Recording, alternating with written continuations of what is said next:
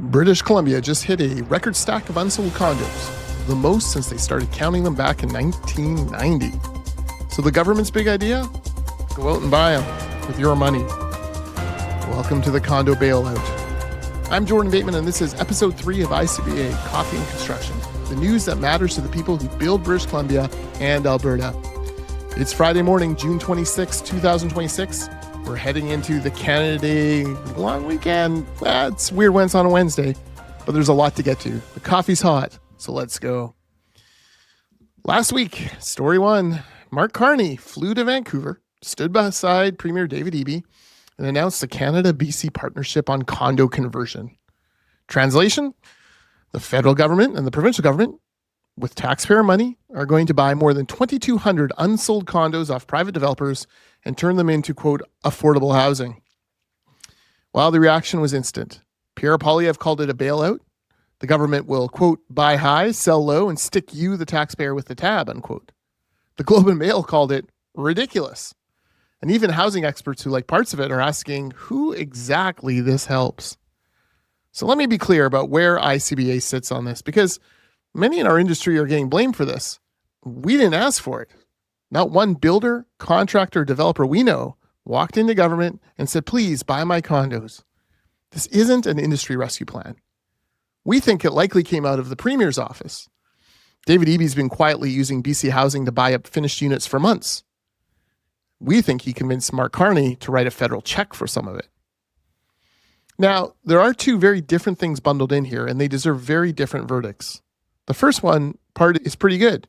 Cutting the development cost charges that cities pile onto new homes by up to half, as much as $40,000 a door.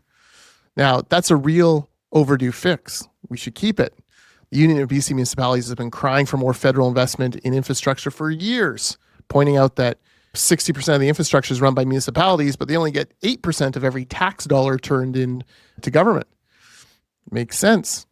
But the second part, the buying the 2,200 vacant condos, that's where this all falls apart.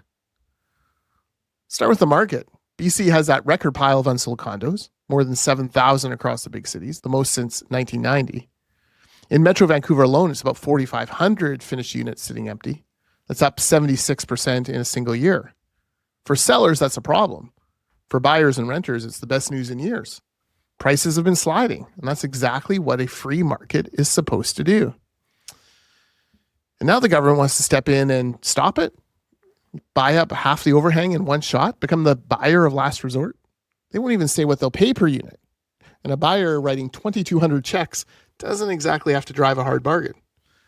Independent estimates put the cost north of $2 billion just to buy the things, to prop up prices in the least affordable housing market in the country.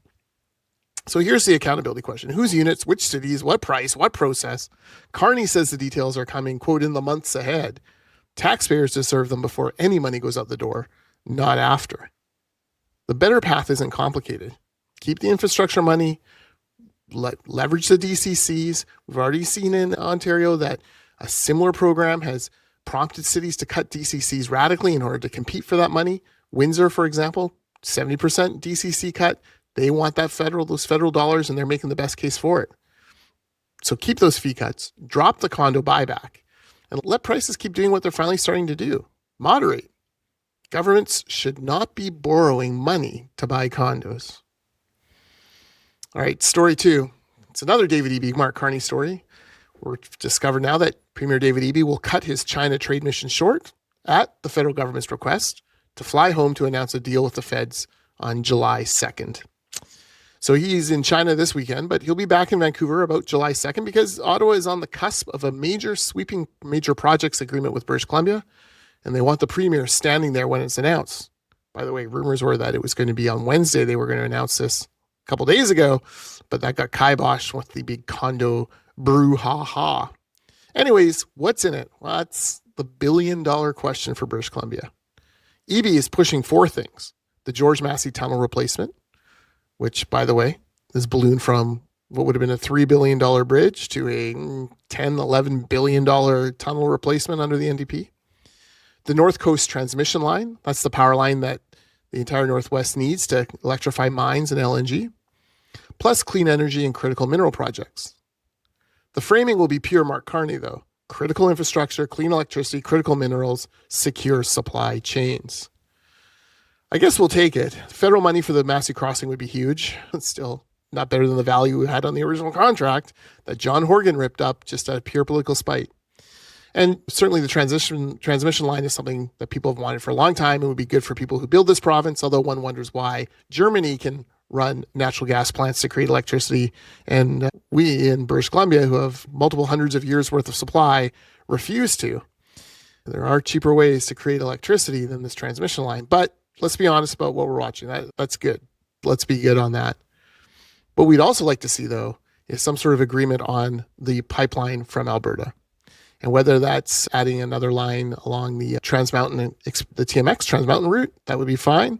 Or going through the north, whatever. We would like to see that included, but we're not sure that's going to happen. David Eby, would he fly home to sign a BC Projects deal with that included? That does not seem to sit right with the kind of rhetoric he continues to put out about this nation-building project. Anyways, we say sign the deal, Premier, then build the things, but build them as cheaply and efficiently as possible, which, again, has been a problem with this NDP government for almost a decade now. Story 3, and this is a number that should worry every construction contractor. It comes from ICBA Economics this week. Statistics Canada's latest jobs data landed yesterday, and it was pretty ugly for construction across the country. Job vacancies in the sector fell almost 24% in a single year, the steepest drop of any industry in the country. When we say that our companies used to be looking for workers, and now they're looking for work, we ain't kidding. Payrolls slipped again in April, the third straight month. Nearly 10,000 jobs in construction gone since February. And the deepest cuts hit the heavy civil and the structural trades, the crews that build our roads, build our pipelines, build our major projects. No wonder they are standing by with fingers crossed about the major projects agreement being signed next week. Now you pile on the costs, U.S. tariffs adding still 8 to 12% per project. Steel is up about a third in a year. The Strait of Hormuz crisis caused oil to spike. And you connect it to the rest of everything. Contractors just aren't pouring a lot of concrete right now. They're pricing risk. You don't fix that by buying up empty condos. You fix it by getting real projects into the ground. The LNG, the oil pipeline, the mines, the housing people actually want built. Our chief economist, Jock Finlayson, and our little AI Econobot, they lay it all out. I suggest you go to icba.ca/economics and subscribe to the email updates there. It's the most helpful messages you'll get all week. That's it for this week. We'll be here Mondays, Wednesdays, and Fridays. If this was useful, please subscribe on YouTube. It's at ICBA TV, or on your favorite podcast platform. Just search for ICBA, Construction and Coffee. And send this to one person who builds for a living. Have a great weekend. I'm Jordan Bateman. This was ICBA Coffee and Construction. Now go pour something.